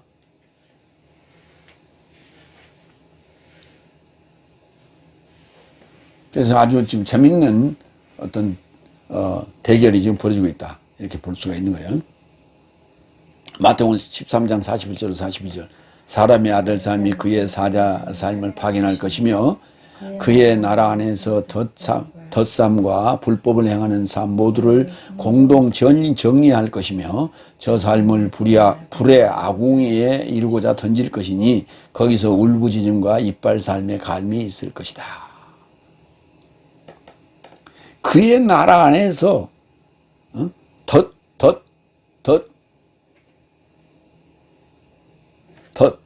덧놓는 그런 삶, 덧놓는 삶, 남을 모해하고 이런 덧놓는 삶, 그 다음에 불법을 행하는 삶, 그 모두를 정리할 것이다. 이게 가라지예요, 이게 가라지.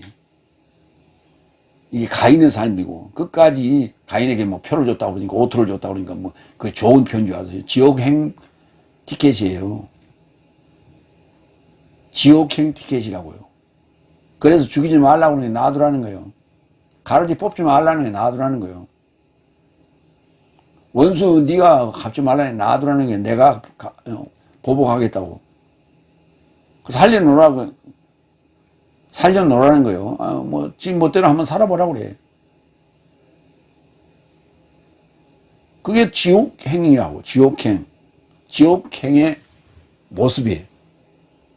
그건 지옥 가는 티켓을 가진 자의 모습을 보여줘야지. 그걸 보여주지 않으면은 뭐가 뭔지 몰라. 지옥 가는 모습이 뭔지를 몰라. 그래서 예수 믿는 자들만 놔두고 나머지는 싹 없애버렸어. 어느 순간에. 예수 믿는 자들만 놔두고.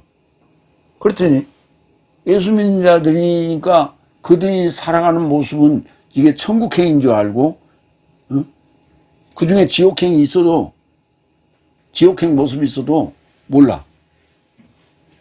그래서 예수 믿는 자와 안 믿는 자와 이게 제일 위험한 게 뭐냐면 예수 믿는 자가 믿는 자라고 하면서 지옥행으로 가는 그런 행동을 하는 게 제일 위험한 거예요. 특히 직분자들이. 그게 제일 위험한 거예요. 제일 나쁜 거예요. 그걸 우리가 분별해야 돼. 그런데 예수 믿는 자와 안 믿는 자를 이렇게 비교하면 아무래도 믿는 자가 낫지. 그건 이제 천국행 행보를 하는 자들을 지금 기준으로 얘기하는 거예요. 그래서 비교가 되는 거예요. 우리가 내가 분별할 수 있는 비교 교제가 되는 거예요. 그래서 놔두라는 거예요. 그 모습이 내 안에도 있고 내 눈앞에도 있고 그러단 말이에요. 표면적으로도. 그래서 놔두라는 거예요. 가인에게 그래서 지옥행으로 가는 열차의 티켓을 준 거예요. 그게 오토요. 응? 오토가 뭐,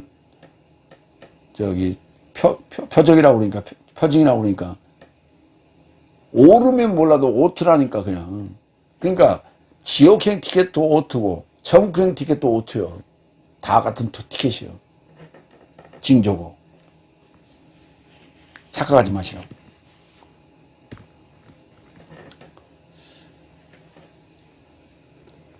그래서 나는 예수 믿소. 그리고 그냥 그 안에서 이게 천국행 티켓 행동인 줄 알고 그렇게 했어. 그런데 아니었어.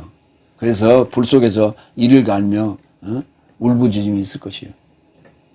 그래서 분별하지 않으면 안 돼. 진짜냐 가짜냐를 분별해야 돼, 항상. 그러니까 우리가 항상 이게 거래할 때도 돈을 받으면 이게 진짜인지 가짜인지 확인하잖아요. 응? 위패가 많으니까. 진짜인지 가짜인지. 그래서 은행 같은 데는 딱 갖다 심하고 다르르 세는 거, 그게 다 위패인지 그게 점검이 돼야 돼.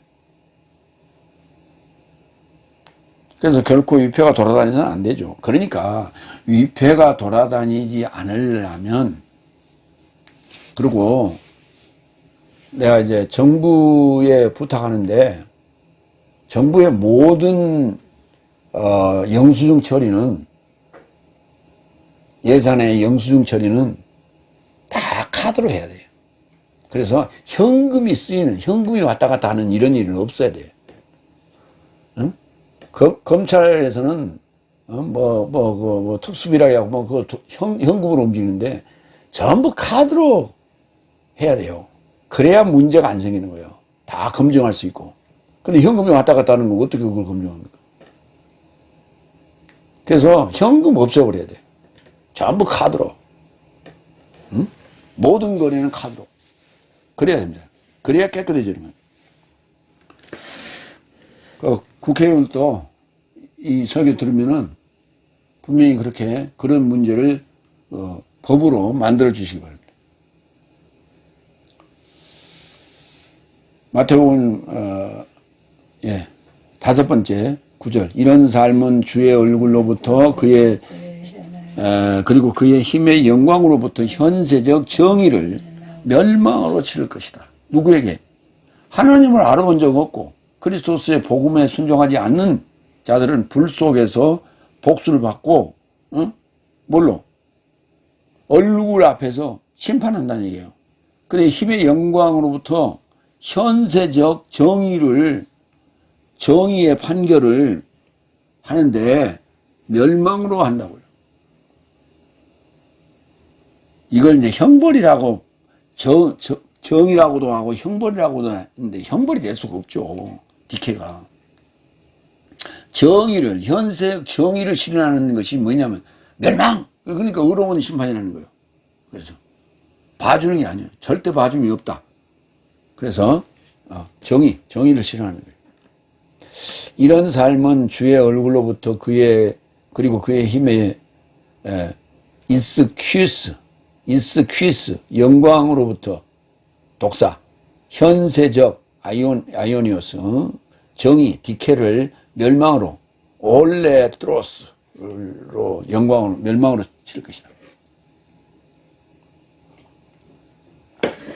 그러니까 불 속에 들어갔다는 얘기는 멸망이에요. 에베소서 6장 10절, 남은 나의 형제 삶이여 주 안에서 그리고 그의 힘의 세력 안에서 내적 능력을 키워라. 내적 능력이에요. 내적 능력.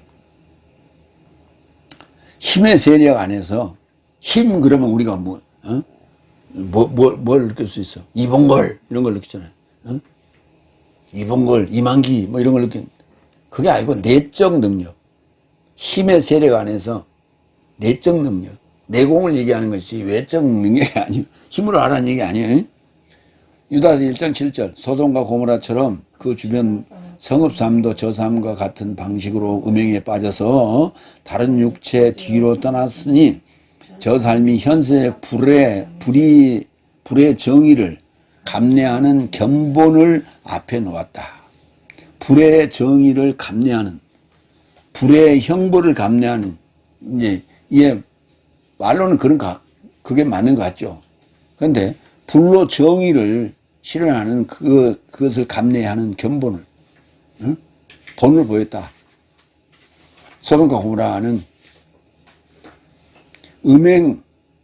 육체의 음행이 가져오는 결과를 불로 정의하는 걸 감내하는 견본으로 본을 보였다. 그게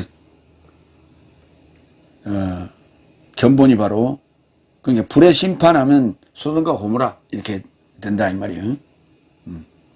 고린도전서 5장 5절 주 예수스의 날에 영은 구원받게 하려고 육체의 멸망에 이르고자 이런 자를 사단에게 넘겨주려 함이라. 이런 자가 누구냐? 오명하는 자를 얘기하는 거예요. 육체의 멸망, 육체의 멸망. 그러니까 주 예수의 날에 영은 구원받고 육체는 멸망하는 거예요. 근데 생명 존중 입장에서 볼 때 육체를 멸망하면 되냐? 안 되지. 그러니까 생명 존중이 아니라 생명 존중이라고 해요. 세 번째, 데살로니가후서 1장 10절 12절 그의 성도 삶의 선함, 호의, 믿음의 행위, 찬란함으로 채우라. 이건 이제 마지막 좋은 얘기예요. 그래서 그런 심판, 복수, 보복 등이 있기 때문에 선함으로, 호의로, 믿음의 행위로 그리고 그것이 쌓이면 찬란함으로 드러난다 하는 얘기예요. 다섯 번째 10절 그의 성도 삶의 찬란함과 그 날 안에서 네 삶을 접한 내 삶의 증거가 믿어졌다는 것을 믿는 모든 삶 안에서 놀라우려고 언제든 오신다. 놀라우려고. 그러니까 우리가 믿는 믿음의 성도의 삶을 얼마나 보기가 힘들었으면 만나보기가 힘들었으면 주님께서 오시는데 놀라려고 오신다니까. 그렇게 보기가 힘들다고. 우리가 이제 그 강가에서 사금을 채취한다고 합시다. 근데 거기에 이만한 한 1cm 가량의 사금이 하나 툭 이렇게 발견됐다고 합니다. 얼마나 놀라워. 와, 자, 발견했다. 산삼을 발견했다고 보자. 신봤다 하고 소리치잖아. 산삼 발견했다. 그렇게 귀한 약초이기 때문에 죽어가는 자도 살릴 수 있는 약초이기 때문에 그래서 우리가 신봤다 하고 산삼을 이렇게 비싼 값에 거래하는 거 아니에요? 우리 복음이 그렇단 말이에요. 그런데 복음의 약을 먹은 자들이 그렇게 성도로서 그 아버지의 뜻을 향해서 하나님 나라를 향해서 들어가는 자들이 정말 찾기가 힘들다고 발견하기가 힘들단 말이에요. 그러니까 그걸 발견하는 순간 하나님께서 오시는데 놀라서 오신다니까. 놀라서 이렇게 올바른 길로 향해서 하나님 나라를 향해서 가는 자들은 하나님께서 그렇게 귀히 여기신다고. 응? 우리 왜 그 귀한 자식들이나 손주들이나 이렇게 만났을 때 막 어이구 하고 뛰어가서 막 그냥 막 껴안고 안고 막 이렇게 얼르고 그러잖아요. 뭐 그런 입장으로 오신다고 해요. 그게 놀라우시려고. 기이하다. 아우. 그 단어가 놀랍다 하는 단어가 따우마주예요. 따우마주. 기이하다 또는 놀랍다 이렇게 표현했거든. 그의 성도 삶 안에 찬란함이라는 단어는 독사조 앞에 n이 붙었어요. 안에서의 찬란함이 밖에서 찬란함이 아니라 밖에서의 찬란함은 화려함이라고 그래요. 이 단어가 화려함으로도 쓰였어요. 어느 때?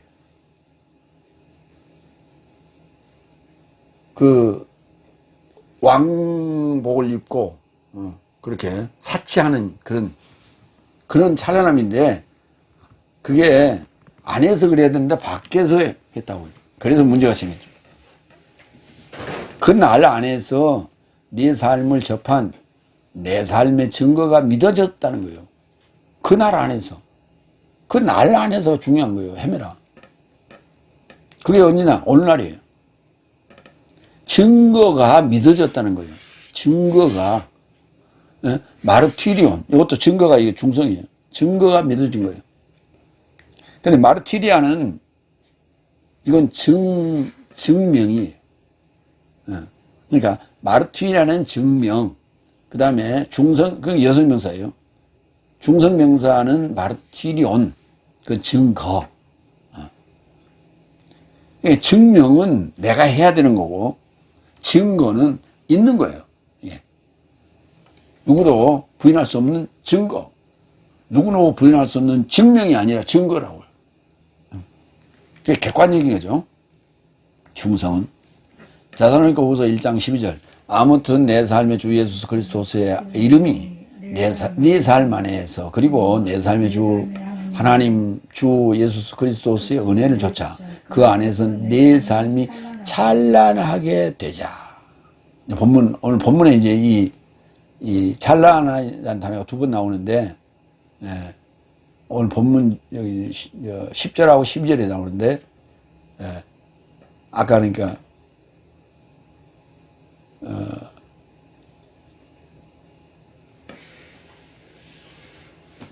그 화려함이 아니고 안에서 내적인 영화, 그걸 성도 삶을 얘기하고 있는 거예요. 네. 그래서 마무리 한 12절에서도 그렇게 나옵니다. 예, 찬란하게 되자 이렇게 표현하고 있어요. 데살로니가전서 5장 1절 2절. 그러나 형제 삶이여 귀한 삶과 때 삶에 관하여 네 삶에 기록될 필요를 갖지 않는다. 왜냐하면 주의 날이 밤 안에 도적같이 이같이 온다는 것을 내 삶 자신이 정확히 알아본 것이다. 주의 날이 바로 그 날이에요. 그게 바로 오늘날이에요. 헤매라. 그게 바로 뭡니까? 세베론, 오늘날. 구약에서는 그 날, 하요음이라고 그래요. 그러니까 이게 이제 그 날이라고 하면 이제 헬라어로는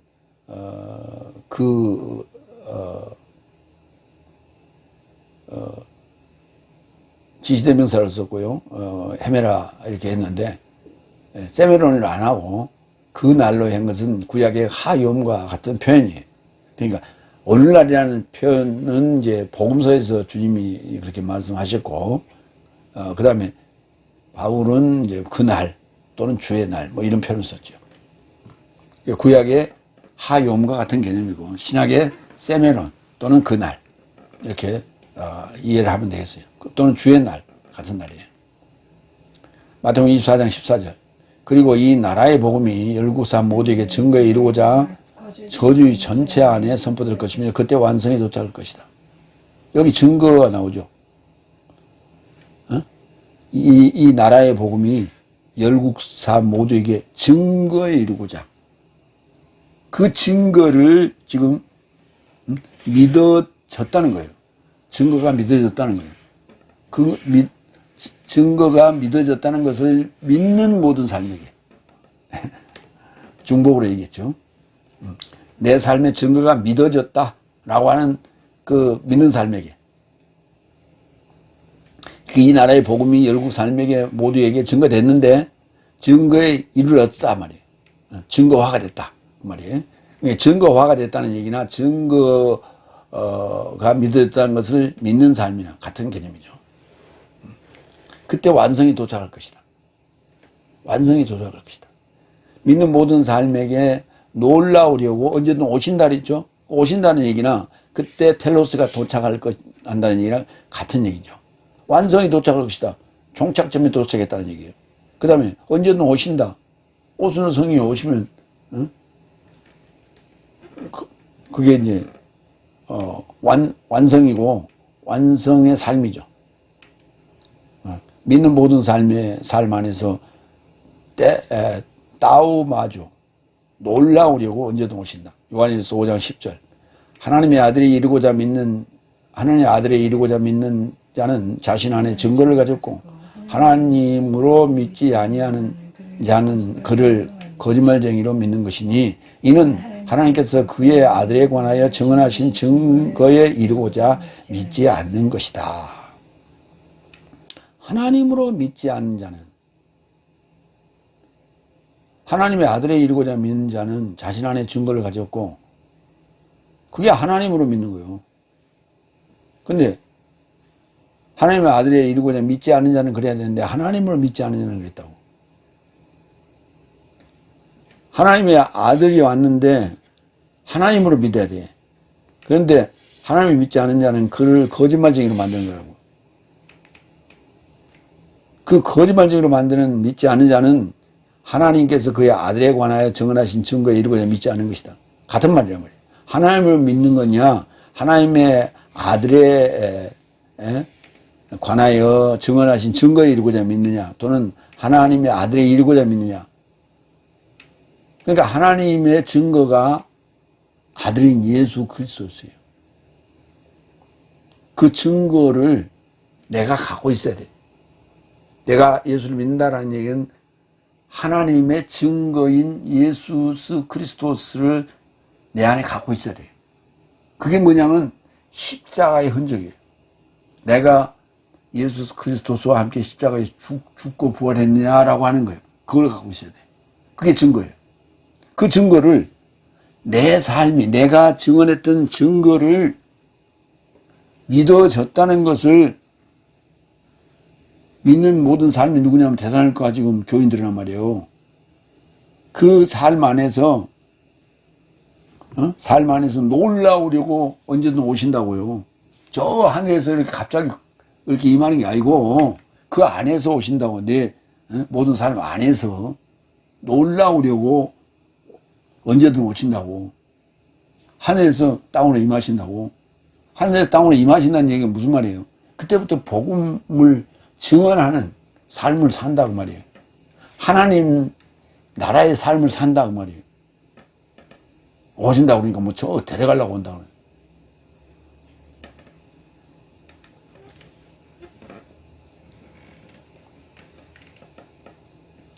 사도행전 2장 7절. 그래서 모든 삶이 격앙하고 놀랍게 여겨. 이거 놀랍게 여긴다는 얘기가 이게, 따우마주예요. 경악하고 놀랍게 여겨 서로를 향하여 말한다. 보라, 이 전하는 모든 삶이 갈릴라이아 삶이 아니더냐. 네, 놀랐어요. 깜짝 놀랐어요. 여섯 번째, 11절. 그것을 이루고자 내 삶에 하나님이 네 삶을 초청에 합당하게 하려고, 그리고 선함의 모든 좋은 생각과 능력 안에서 믿음의 행위를 채우게 하려고 네 삶에 관하여 내 삶도 항상 기도한다. 그러니까 기도하는 목적이, 이유가, 근거가 있어야 돼. 이런 하나님의 나라, 하나님의 뜻에 합당한 삶을 살게 하려고, 그것이 이루어지게 하려고 하는 것이 기도예요.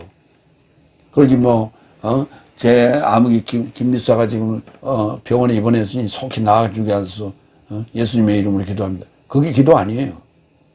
그게 기도가 아니에요. 그건 간구.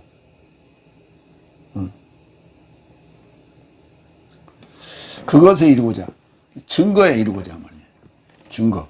증거를 가져야 되니까 그 말이에요. 증거화가 되는 거예요. 내 삶의 하나님이 네 삶을 초청에 합당하게 하려고. 초청이에요. 갈래요. 초청이지 부름이 아니에요.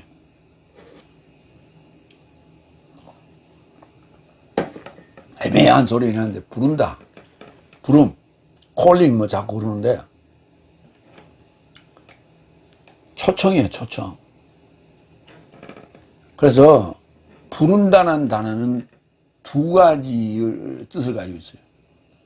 이름을 부를 때도 부른다 그래. 그걸 호명 그래. 그래서 호명이라는 단어는 따로 있어요. 오노마주.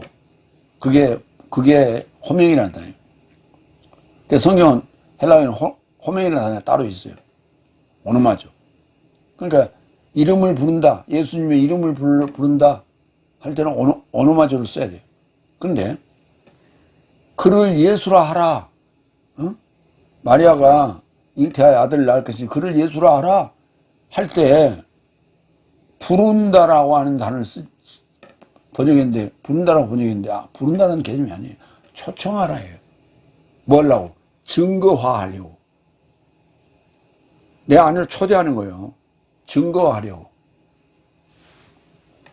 개념을 확실히 잡아야 돼요. 요한일서 5장 11절. 또한 증거는 이것이니 하나님께서 내 삶에게 내세적 생명을 주셨다는 것과 이 생명이 그의 아들 안에 있다는 것이다. 그렇죠. 증거화가 됐다는 말은 마르티리온이 됐다는 얘기는 생명을 가졌다는 얘기예요. 내가. 그리고 그 생명이 그의 아들 안에 있다는 거예요. 그러니까 결국 같은 말이에요. 아들이 있으면 모든 게 다 내가 길이요 진리요 생명이니 그게 다 있지 내 안에. 그래서 증거화예요. 증거화. 한문을 써놨죠. 에베소 4장 4절 6절. 한 몸과 한 영이니 내 삶의 초청의 한 소망 안에서도 이같이 초청받았다. 초청받았다. 한 소망 안에 초청받은 것은 하나 되고자 하는 거예요. 한 몸과 한 영과 하나님 되고자 하는 거예요. 한 주여 한 믿음이여 한 세례이니 하나님과 모든 삶의 아버지는 모든 삶에 접해 있고 모든 삶에 통해 있고 모든 삶 안에 계신다고요. 그래서 하나 되는 거예요. 자, 창조주로 계신 하나님이 보이지 않는 하나님이 나타나신 것은 삼위일체로 나타나신 실체로 나타나셨고 그 실체로 나타나신 분과 내가 십자가에서 호로고스 스타우루스가 되는 것은 십자가의 말씀이 박힌 것은 바로 능력이고 지혜가 되는 거예요. 그것이 바로 능력이고 지혜가 되는 것이 바로 생명인 증거화가 됐기 때문에 그런 거예요. 그건 바로 생명으로 우리에게 선물로 주시는 거예요. 믿는 삶에게는. 그러나 믿지 않는 삶에게는 멸망. 그랬죠. 쉽게 쓰면 될 거 왜 이렇게 어렵게 써놨어요. 그리고 선함의 모든 좋은 생각과 선함이 뭐예요? 하나님의 모든 좋은 생각과 유독해야 좋은 생각. 그 다음에 능력 안에서 믿음의 행위를 채우게 하려고. 믿으면은 믿는 자에게 주님이 오신 자에게는 반드시 에르곤이 따른다고. 에르곤. 믿음의 행위. 율법의 행위도 있어요. 율법의 행위로 구원받는 게 아니고 믿음의 행위로 구원받는다고. 믿음으로 구원받는 게 아니라 믿음의 행위가 있어야 돼. 그래서 율법의 행위와 믿음의 행위 두 가지가 있다. 그 다음에 에베소 5장 9절 볼까요? 왜냐하면 빛의 열매는 모든 선함과 의와 진리 안에서 주님에게 대만족스러움이 무엇인지 확정하는 것이다. 빛의 열매. 그게 바로 모든 선함이 하나님이에요. 하나님 같음. 의와, 불풀이가 아닌 의와, 진리, 자유로움. 알고 있는 거예요. 보고 있는 거예요. 알아본 거예요. 그래서 그것이 바로 주님에게 대만족이라고. 에베소 1장 5절. 그의 뜻에 좋은 생각을 따라 예수 그리스도로 인하여 내 삶을 그에 이루고자 아들 명분에 이루고자 예정하셨다. 그의 뜻에 좋은 생각이 뭐냐? 아들 명분이. 아들의 명분. 내가 아들 되는 거예요. 아들의 흔적을 가지고 있으면 내가 아들 되는 거예요. 근데 그 아들은 2000년에 단독으로 오신 한 분이 아니라 역사적 단독으로 오신 한 분이 아니라 우리 안에 오신다고 각자 안에. 그래서 그걸 복사해 줬어. 원본 그대로 복사해 줬어. 12사도들한테 120문도한테 500여 문도한테 복사해 줬어. 그것이 오늘날 우리에게까지 온 거예요. 그 복사본이 그대로 유효한 거예요. 원본과 동일한 효과를 갖고 있는 거예요. 복사본이. 복사본이라고 뭐 다른 게 아니에요. 색깔이 다른 게 아니에요. 그게 복음의 능력이에요. 그게. 고린도전서 1장 23절 24절. 그러나 내 삶은 십자가에 못 박혀진 그리스도스를 선포한다. 실로 유대 삶에게는 덫을, 헬라 삶에게는 미련함을. 그러나 유대 삶이나 헬라 삶이나 초청된 저 삶에게는 그리스도스를 하나님의 능력과 하나님의 지혜라 선포한다. 십자가에 못 박혀진 그리스도스. 이게 내 안에 증거화되어 있어야 돼.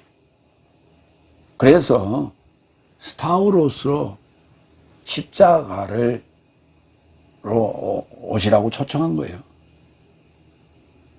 야고보서 2장 17절 18절. 이와 같이 믿음도 행위를 갖지 못하면 그 자체로 죽은 것이다. 믿음의 행위를 얘기하는 거예요. 오히려 어떤 이는 말할 것이다. 너는 믿음을 가졌고 나도 행위를 가졌으니 네 행함에서 나온 네 믿음을 나에게 보여달라. 나도 내 행함에서 나온 내 믿음을 너에게 보여줄 것이다. 야고보서의 믿음의 행위 믿음이야. 행위 구원이 아니에요. 그걸 왜 행위 구원이란 말이 없는데 왜 행위 구원이라고 그런 거 써? 믿음의 행위요. 그 믿음의 행위가 뭐냐고요? 야고보서 2장 23절 24절. 성경이 말하는 것이 채워졌으니 아브라함이 하나님으로 믿었더니 의에 이르고자 그에게 헤아림을 받았으며 그는 하나님의 벗이라 초청받았다. 사람이 행함에서 의롭게 되고 믿음에서만 아님을 너는 지금도 보고 있다. 지금도 보고 있는 거예요. 지금도 보고 있는 거예요. 뭘? 아브라함이 하나님으로 믿었던 것처럼 우리가 성경을 하나님으로 믿으면은 바로 행함이 이루어진다니까. 행함을 한다니까. 믿음에서 난 것이 아니라, 믿음에서만이 아니라, 믿음의 행위가 따른다고요. 그것이 뭐냐? 아브라함은 뭘로 행함했어요? 이삭을 드렸잖아요. 모리아 산에서 이삭을 잡아 각을 떠서 드리려고 그 나무 더미 위에 올려놨잖아요. 그게 행함 아니에요. 그 믿음의 행위예요. 그걸. 그 믿음의 자손인 믿음의 조상인 그 믿음의 행위 본을 보였잖아요. 근데 행위가 없다고 그래요. 입만 가지고 구원을 얻으려고? 사기꾼 놈의 새끼들. 그런 놈 구원이 어디가 있어? 그건 싸구려 구원이요. 그건 싸구려. 싸구려. 복음은 싸구려가 아니에요. 그래서 네 삶에게 관하여 내 삶도 항상 기도한다. 프로슈쿠마이 마태복음 6장 6절. 그래서 너는 기도하는 동안 내 골방에 이르고자 들어가 내 문을 잠그고 은밀한 안에 계신 내 아버지에게 기도하라. 은밀한 아버지는 어디 계시오? 내 안에 있다니까. 내 안에 하늘에 계시오. 내 안에 하늘에 계신다고. 은밀함 안에서 보고 계시는 네 아버지께서도 드러남 안에서 내게 떼어주실 것이다. 드러남 안에서 떼어주신 건 뭐예요? 예수님 오신다고. 하늘에서 예수님이라는 아들의 실체의 모습으로 오신다고 하나님이. 이게 기도예요. 그 얘기를 하는 거예요, 지금. 하늘에 있는 하나님에게 모든 걸 구하라고. 그런 얘기, 그런 이상한 얘기를 지금 풀었잖아요. 7번째 12절. 마무리합니다. 아무튼 내 삶의 주 예수 그리스도의 이름이 네 살 안에서 그리고 내 삶의 하나님과 주 예수 그리스도의 은혜를 조차 그 안에서 네 삶이 찬란하게 되자. 그 안에서 예수 그리스도스 그 안에서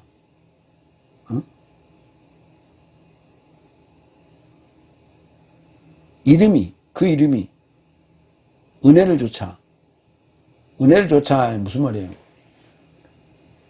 주 예수 그리스도의 통치를 받아야 돼요. 그 안에서. 그때 그 이름이 내 삶이 찬란하게 되는 거예요. 엔독사조 되는 거예요. 엔독사조. 안에서 영화롭게 되는 거예요. 밖에 호화로움이 아니라 안에서 내공을 얘기하는 거예요. 예수 그리스도의 이름과 하나님과 예수 그리스도의 은혜를 조차 그 안에서 성도인 내 삶이 찬란하게 내적 영화로 되자. 마무리합니다. 세상 나라에서 하나님 나라로 초월을 함으로 고난받는 것은 의로운 심판의 표이며 억압하는 삶에게 재앙으로 보복하고 억압받는 삶에게 계시 안에서 자유를 주며 하나님을 본 적 없고 복음에 순종하는 자에게는 복수의 불꽃 불로 심판한다. 증거를 믿는 자에게 언제든 오시며 믿음의 행위로 채우고 그 안에서 은혜를 조차 찬란하게 되자. 아멘. 아주 참 값진 메시지예요. 네, 기도하겠습니다.